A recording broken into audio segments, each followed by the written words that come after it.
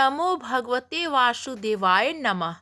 प्रिय भक्तों, आज का दिन अत्यंत शुभ, पवित्र और कई दिव्य संजोगों से भरा हुआ है, क्योंकि आज ज्येष्ठ मास है।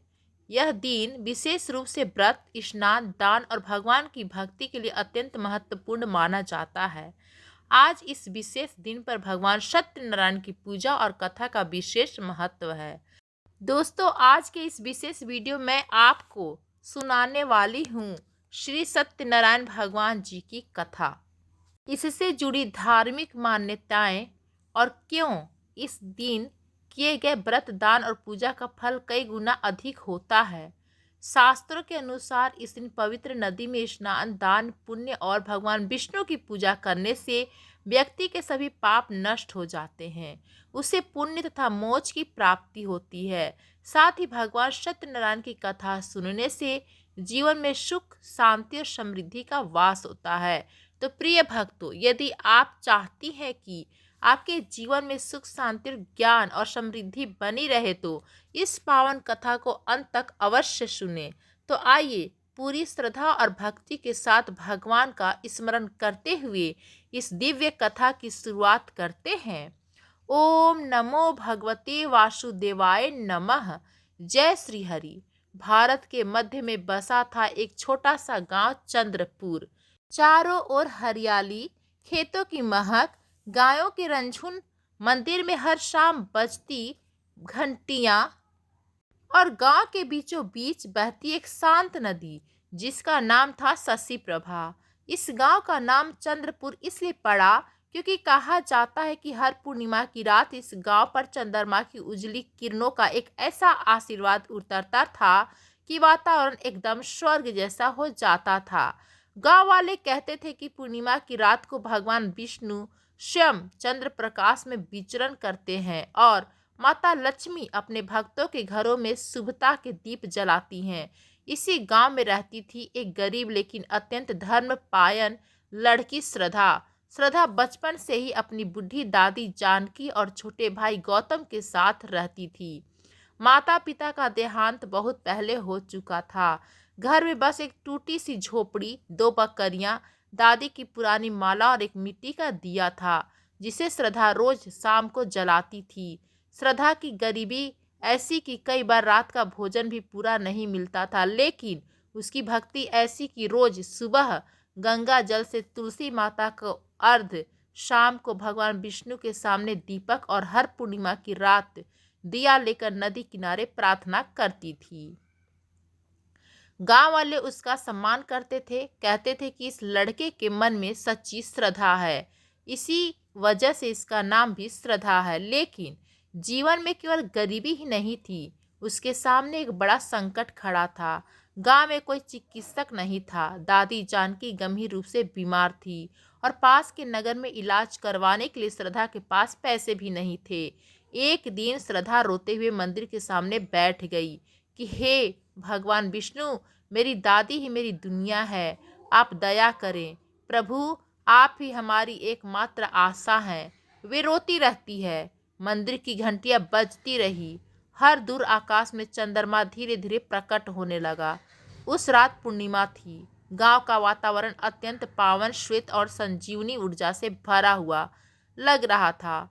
श्रद्धा दीपक लेकर नदी किनारे पहुंची और वह बोली कि हे नदी, हे शशि प्रभा देवी, आप चंद्रदेव की बहन हैं, मेरी प्रार्थना भगवान विष्णु तक पहुंचा देना। उसने दिया जलाया और पानी में प्रवाहित कर दिया, लेकिन तभी कुछ अद्भुत हुआ। दिया पानी में बहने के बजाय वहीं थम गया और उसके चारों ओर चंद्र प्रकाश का एक वलय बनने लगा।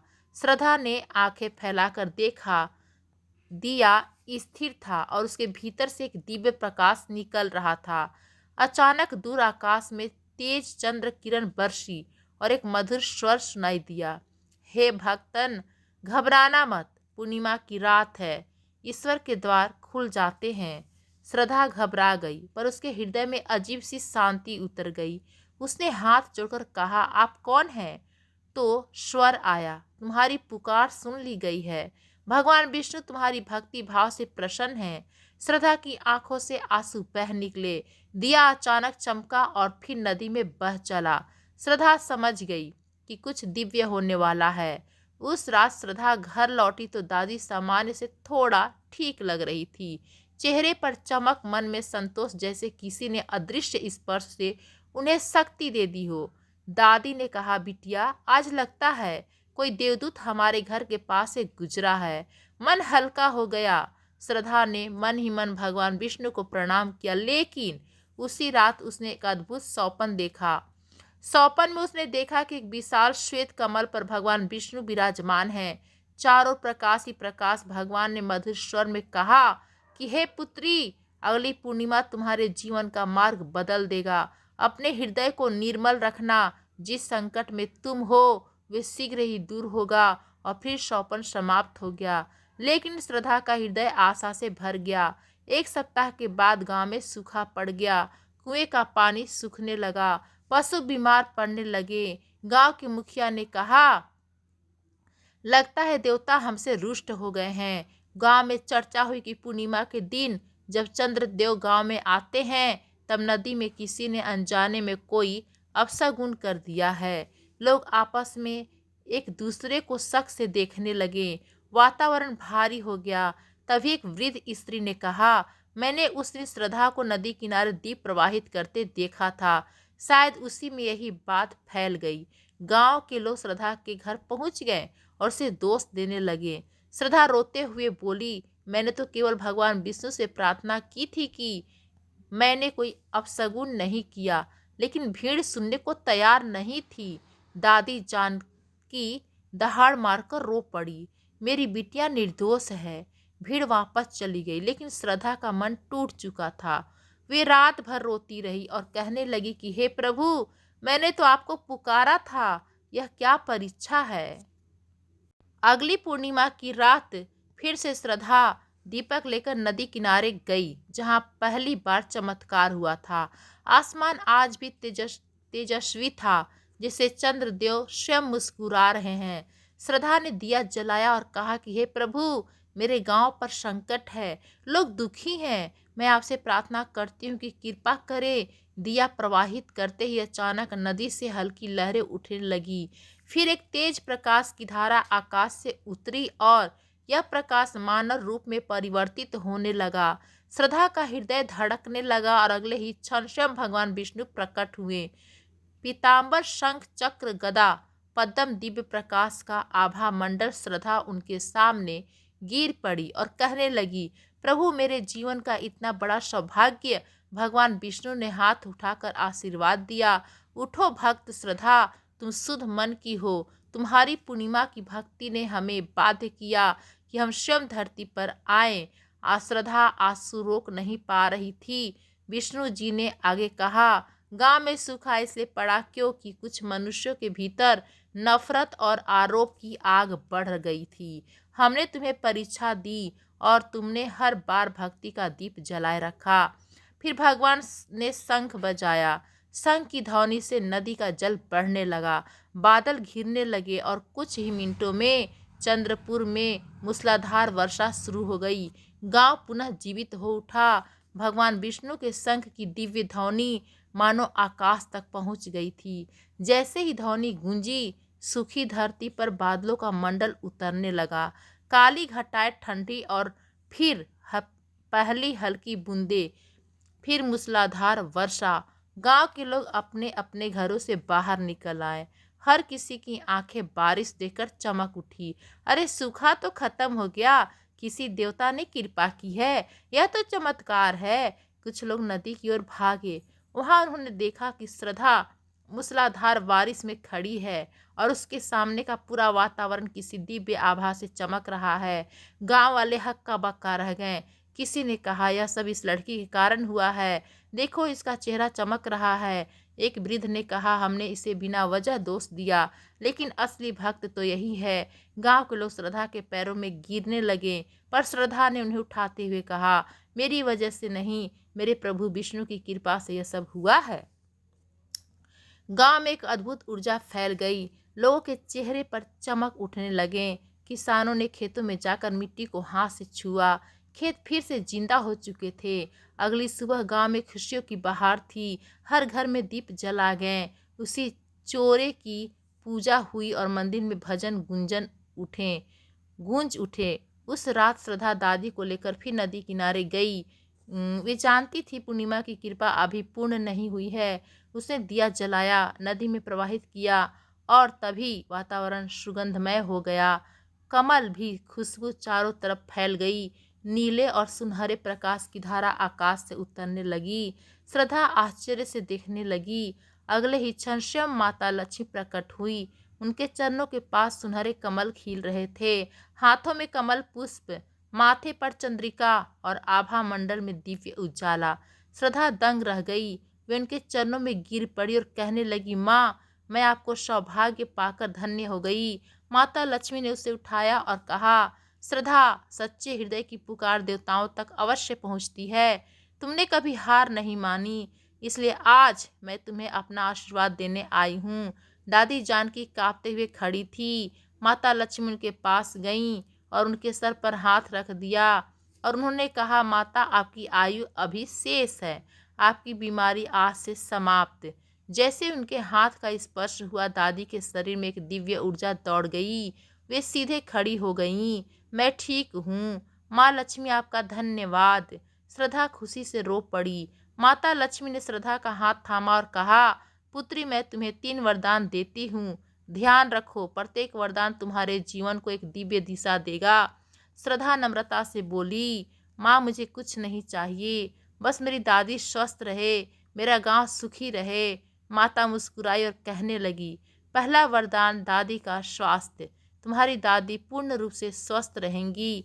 उनके जीवन में अब रोग का प्रवेश नहीं होगा। श्रद्धा की आंखें सलक उठी। दूसरा वरदान, जीवन का मार्ग। माता ने कहा, तुम्हारे जीवन में जल्द ही ज्ञान, सौभाग्य और समृद्धि का प्रकाश आएगा। तुम्हें ऐसा कार्य मिलेगा जो तुम्हारे परिवार और पूरे गांव को सुख देगा। श्रद्धा ने हाथ जोड़ लिए। तीसरा वरदान, दिव्य संरक्षण। जब भी तुम पूर्णिमा की रात दीप जलाकर नदी में प्रवाहित करोगी, भगवान विष्णु स्वयं तुम्हारी रक्षा करेंगे और इस गांव पर सदैव मेरी कृपा बनी रहेगी। श्रद्धा के पैरों में शक्ति दौड़ गई। उसके मन में नई आशा जन्मी। फिर माता लक्ष्मी ने कहा, और अब तुम्हारे लिए एक विशेष मार्ग प्रकट होगा। उसे पहचानना, उस पर चलना, यही तुम्हारा धर्म है।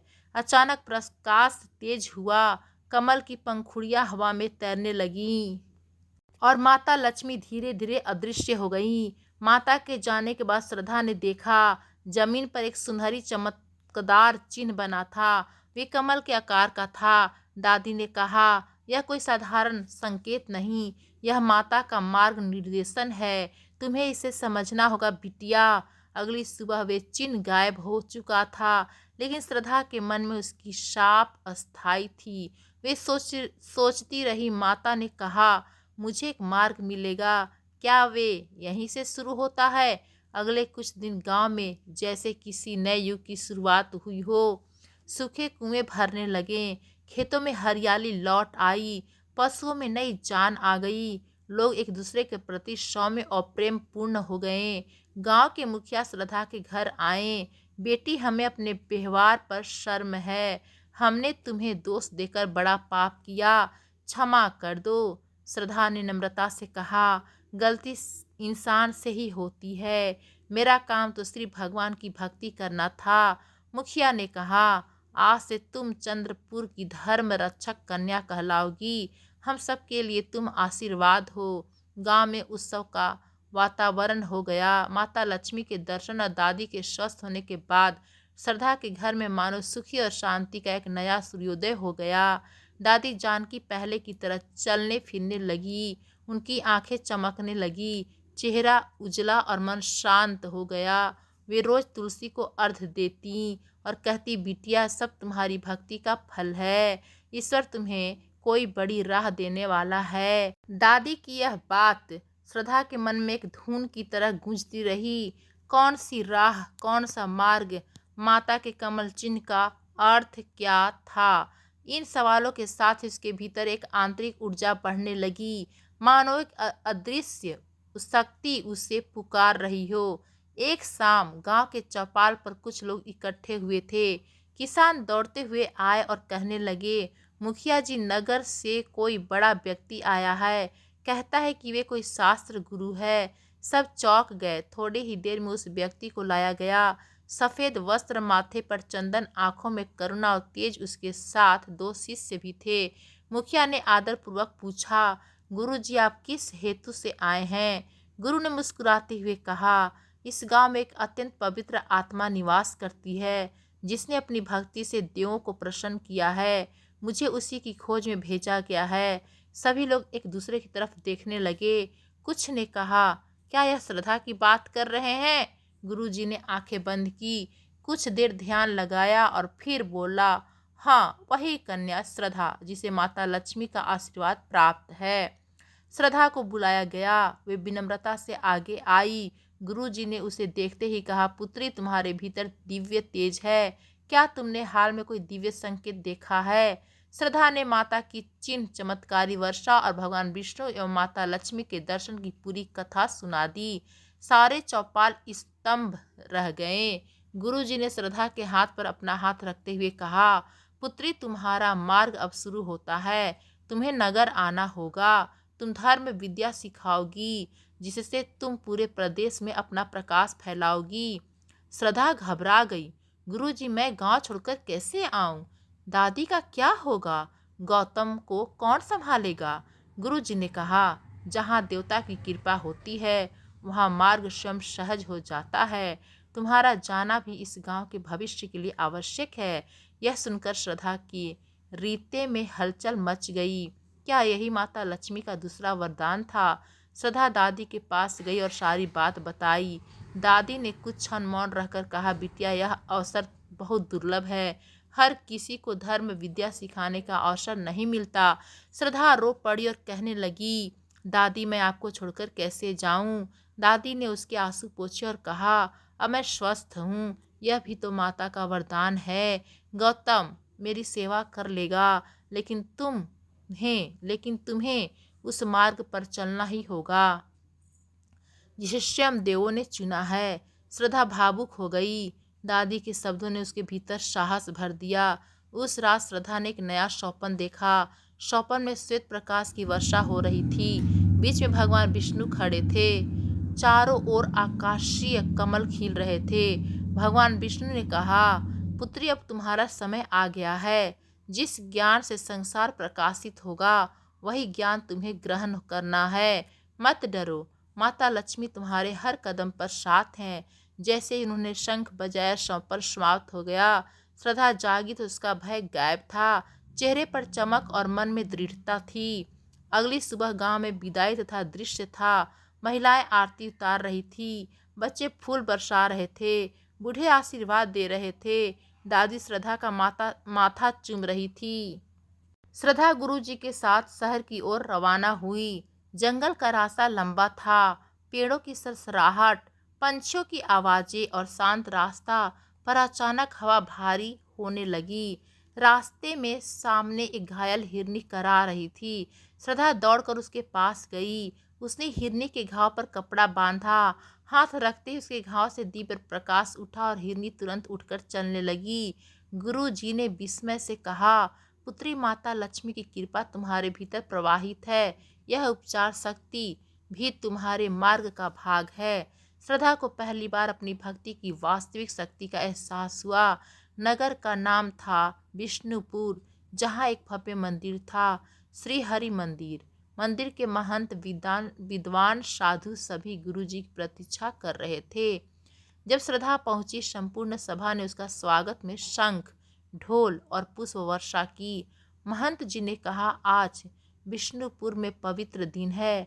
माता लक्ष्मी की भक्ति कन्या का आगमन हुआ है।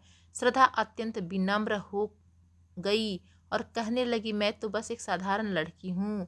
मेरी शक्ति मेरे प्रभु और मेरी माता हैं। महंत हंसकर बोले, सादगी ही भक्त का सबसे बड़ा आभूषण होता है। पुत्री, उसी रात मंदिर में दीप उत्सव हुआ।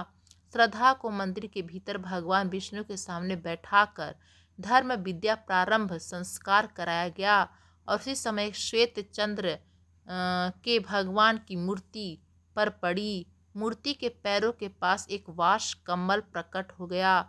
महंत जी ने कहा, यह माता लक्ष्मी का संकेत है। तुम्हारी शिक्षा अब स्वयं देवत्व की रक्षा में रहेगी। श्रद्धा की आंखों में आंसू बहने लगे। विष्णुपुर नगर में श्रद्धा का पहला दिन अद्भुत शांति और भक्ति से भरा था। सुबह भगवान विष्णु के दरबार में शंख, घंटी और वेद मंत्रों की गूंज उठी। गुरु जी ने कहा, पुत्री, आज से तुम्हें वे विद्या सिखाई जाएगी जो केवल कुछ ही आत्माओं को मिलती है। यह विद्या मन को शुद्ध करती है और आत्मा को ईश्वर के प्रकाश से जोड़ देती है। श्रद्धा ने हाथ जोड़कर प्रणाम किया। पहला पाठ, सत्य की शक्ति। गुरु जी ने कहा, अब जब हृदय में सत्य होता है तो धर्म अपने आप साथ चलने लगता है। तुम्हारी सबसे बड़ी पहचान तुम्हारी निष्ठा होगी। तुम्हारा पाठ, वाणी की पवित्रता, जिसकी वाणी निर्मल और कोमल होती है, वे देवताओं को प्रिय होती है। तीसरा पाठ, करुणा का प्रकाश। करुणा वह दीप है जो अंधकार को दूर करता है। श्रद्धा सब कुछ मन में उतार रही थी। उसे महसूस हुआ कि उसके भीतर कोई नई ऊर्जा जाग रही है, धीमी, शांत, शांति से भरी हुई, जैसे पूर्णिमा का चंद्र प्रकाश। कुछ ही दिनों बाद विष्णुपुर नगर में एक बड़ी समस्या खड़ी हो गई। एक प्रसिद्ध व्यापारी का बेटा गंभीर रूप से पीड़ित था। वे हार चुके थे। मंदिर में घंटियां लगातार बज रही थी। लोग प्रार्थना कर रहे थे। गुरु जी ने श्रद्धा की ओर देखा और कहा, पुत्री, माता लक्ष्मी ने तुम्हें इस पर शक्ति दी है। चलो उस बालक की पीड़ा को कम कर दी है। श्रद्धा हिचकिचाई, गुरुजी, क्या मैं सच में? गुरुजी ने उसके कंधे पर हाथ रखा और कहा, भय मत करो, शक्ति तुम्हारी नहीं, माता लक्ष्मी की है, तुम केवल माध्यम हो। श्रद्धा उस बीमार बालक के पास गई। उसने धीरे से उसके माथे पर हाथ रखा। क्षण भर में उसकी हथेली से हल्का सुनहरा प्रकाश निकला। कमरा दिव्य सुगंध से भर गया। बालक की सांसें स्थिर होने लगी। कुछ ही मिनटों में वे उठकर बैठ गया। माता पिता उसके पैर पकड़कर बोले, देवी अब भगवान की कृपा भेज कर आई हैं। श्रद्धा ने सिर झुका लिया। मैं देवी नहीं, मैं तो बस भगवान की एक छोटी सी भक्त हूँ। नगर में यह चमत्कार आग की तरफ फैल गई। अब हर कोई श्रद्धा को देव कन्या लक्ष्मी पुत्री धर्म रक्षक कहने लग गया। एक श्याम मंदिर के बाहर एक बहुत वृद्ध, लगभग असहाय सा व्यक्ति खड़ा था। लोग उससे दूरी बना रहे थे, पर श्रद्धा उसके पास आई। बाबा, आपको कुछ चाहिए? वृद्ध ने कांपती आवाज में कहा, पुत्री, बस थोड़ा जल दे दो। श्रद्धा ने तुरंत जल लाकर दिया। वृद्ध ने जल ग्रहण किया और अचानक उनकी आंखों में एक दिव्य चमक दिखाई देने लगी और वे बोले, तुम्हारी करुणा और सादगी तुम्हें और ऊंचा ले जाएगी। आज मैं तुम्हें एक वर देता हूँ। जब भी तुम संकट में होगी, चंद्रमा की किरणें तुम्हें बचा लेगी। श्रद्धा चौंक गई। वे कुछ पूछ पाती उससे पहले ही वृद्ध अचानक गायब हो गए। गुरुजी ने दूर से यह सब देखा था। उन्होंने कहा, वे कोई साधारण मानव नहीं थे, वे स्वयं चंद्र देव थे। तुम्हें चंद्र कृपा प्राप्त हो चुकी है। पुत्री श्रद्धा के मन में गहरा आश्चर्य और भक्ति भर पड़ा। जैसे जैसे श्रद्धा की ख्याति बढ़ती जा रही थी, कुछ लोग ईर्ष्या भी करने लगे थे, जैसे सेठ हरिपाल, जो नगर का सबसे धनी व्यापारी था। कुछ विद्वान, जिन्हें डर था कि श्रद्धा की प्रसिद्धि उनसे अधिक ना हो जाए, और विशेष रूप से राजपुरोहित, जिसे लगता था कि उसका महत्व कम हो रहा है। राजपुरोहित ने सेठ हरिपाल से कहा, यह लड़की नगर की महिलाओं को प्रभावित कर रही है। लोग हमारे पास नहीं आ रहे हैं। इसका प्रभाव जल्दी रोकना होगा। सेठ बोला, पर कैसे? राजपुरोहित ने कुटिल मुस्कान के साथ कहा, पूर्णिमा की रात निकट है, जिस रात इसकी शक्ति सबसे अधिक होती है। अगर उसी रात इसे भय में डाल दिया जाए तो इसका तेज क्षीण हो जाएगा। उन्होंने योजना बनाई, एक ऐसा संकट पैदा करने की जो श्रद्धा की शक्ति को तोड़ दे। लेकिन उन्हें क्या पता, जहाँ भक्त सत्य पर चलता है, वहाँ षड्यंत्र कभी सफल नहीं होते। रात को श्रद्धा अपनी कुटिया में सो रही थी। अचानक कमरे में नीला प्रकाश फैल गया। उसने आंखें खोली और देखा कि भगवान विष्णु का स्वरूप सामने खड़ा है। उनके पीछे चंद्रमा जैसा प्रकाश था। श्रद्धा विस्मित होकर उनके चरणों में गिर पड़ी। भगवान विष्णु ने कहा, पुत्री, कल की पूर्णिमा अत्यंत महत्वपूर्ण है। कल तुम्हें एक भारी संकट का सामना करना होगा, लेकिन याद रखना, जहाँ सत्य और करुणा होती है वहाँ भगवान सदैव साथ रहते हैं। श्रद्धा घबरा गई। प्रभु, कौन सा संकट? भगवान ने मुस्कुराकर कहा, जिसे तुम अपने कार्य से रोशन करोगी वही अंधकार तुम्हें परखने आएगा। डरना मत, माता लक्ष्मी और मैं सदैव तुम्हारे साथ हैं। और शंख ध्वनि के साथ भगवान धीरे धीरे आकाश में विलीन हो गए। श्रद्धा फुसफुसाई, प्रभु, मैं तैयार हूँ, मेरी शक्ति आप हैं। पूर्णिमा से एक दिन पहले पूरा विष्णुपुर नगर जैसे किसी अदृश्य भय से कांप रहा था। आसमान में बादल छाए हुए थे। अचानक ठंडी हवाएं चलने लगी। मंदिर की घंटी बिना छुए बज उठी। सारा नगर स्तब्ध रह गया। श्रद्धा मंदिर में थी। अचानक उसने देखा कि दीपक की लो 2 सेकंड के लिए काली पड़ गई। यह पूर्णिमा से पहले बहुत अशुभ संकेत माना जाता है। भक्त भयभीत हो गए। देवी श्रद्धा, यह किस चीज का संकेत है? श्रद्धा ने शांत स्वर में कहा, अंधकार आएगा, पर याद रखना, अंधकार हमेशा प्रकाश को खोजने आता है। लेकिन वे स्वयं अंदर से कांप उठी। भगवान विष्णु के शब्द उसके कानों में गूंज रहे थे। कल की रात तुम्हारी परीक्षा होगी। राजपुरोहित और सेठ हरिपाल अंधेरी कोठरी में एक साथ बैठे थे। राजपुरोहित ने कहा, लोग श्रद्धा पर बहुत विश्वास कर रहे हैं। अगर आज उसे गिराया नहीं गया तो हमारा प्रभाव समाप्त हो जाएगा। सेठ बोला, पर करेंगे क्या? राजपुरोहित ने एक मंत्र पुस्तक निकाली जिसमें काले धुएं की लकीरें उठ रही थी। पूर्णिमा की रात हम मंदिर की पवित्र मूर्ति में एक विशेष भ्रम छाया उत्पन्न करेंगे। ऐसा लगेगा कि देवी लक्ष्मी की मूर्ति थर्रा रही है और उसके कारण नगर में विपत्ति आई है। सेठ चौका, पर लोग इसका दोष श्रद्धा पर कैसे देंगे? राजपुरोहित ने कहा, क्योंकि मैं यह भ्रम इस तरह बनाऊंगा कि सबको लगे कि यह छाया श्रद्धा की शक्ति के कारण पैदा हुई है। दोनों ने कुटिल मुस्कान के साथ पूर्णिमा की रात का इंतजार शुरू कर दिया। पूर्णिमा का चांद अलग ही चमक बिखेर रहा था। चांद की रोशनी पूरे नगर में फैली हुई थी। मंदिर में लाखों दीपक जल रहे थे। शंख ध्वनि गूंज रही थी। हजारों लोग श्रद्धा के साथ पूजा करना चाहते थे। श्रद्धा भगवान विष्णु की प्रतिमा के सामने गहरा प्रणाम करके बोली कि हे प्रभु, आज मेरी शक्ति आप हैं, मैं कुछ नहीं।